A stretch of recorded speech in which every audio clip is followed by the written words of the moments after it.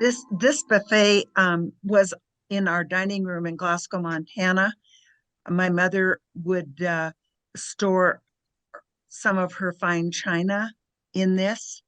It's made out of mahogany, and today it contains um, a set of her fine china that I received from my father. And I remember that Dad brought this home and he told me that he got it from somebody at Glasgow Air Force Base. It had to be before, or it could have been 1966. My recollection is that's when the base closed. But mom died in 64, so it was in our family home far before. I would say it would be in the late 50s, early 60s You're that right. this came to uh, live with us. And the it has to be well over 100 years old now. And on the top of the chest is a natural wooden crack that has come from the aging. And I don't remember it being as beautiful as it is today. And I can't tell you why. I just think it has a beautiful sheen to it. Well, I had it redone when I moved back from Cleveland to Billings. A person from I think it was called the Wooden Nickel in Billings, said that it was one of the most beautiful pieces of wood he's ever worked on. And he Okay, was well, very proud of it. I forgot that. This wooden piece of furniture is from my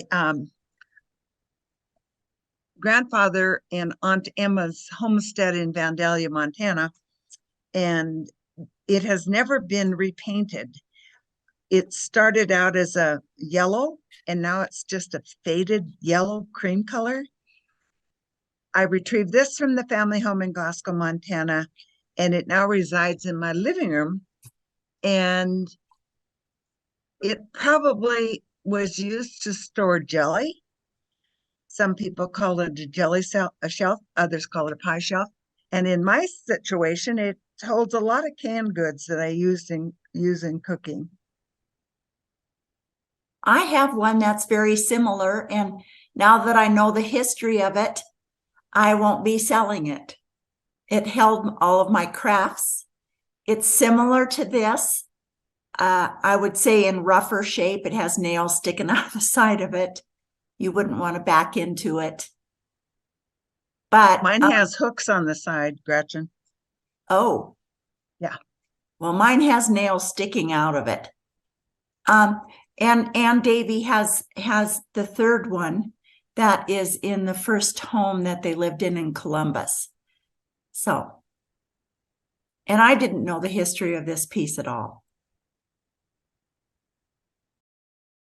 This was always magical to me.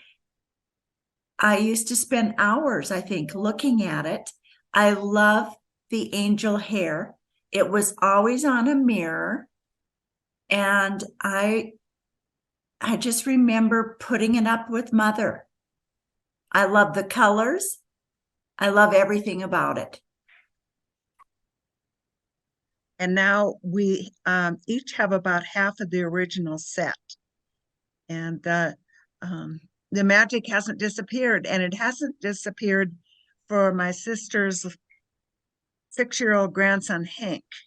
He was over a couple of weeks ago and saw it. And he asked if he could play with it. And I said yes. And he took all the little figures off and lined them up in a row. He took the angel hair off. It's about a 6-inch by 8-inch mirror. Put the angel hair back on, and then he rearranged every person, every sled.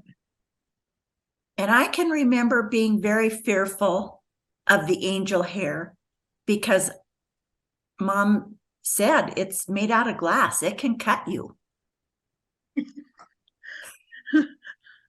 Has it ever cut you? No. Okay.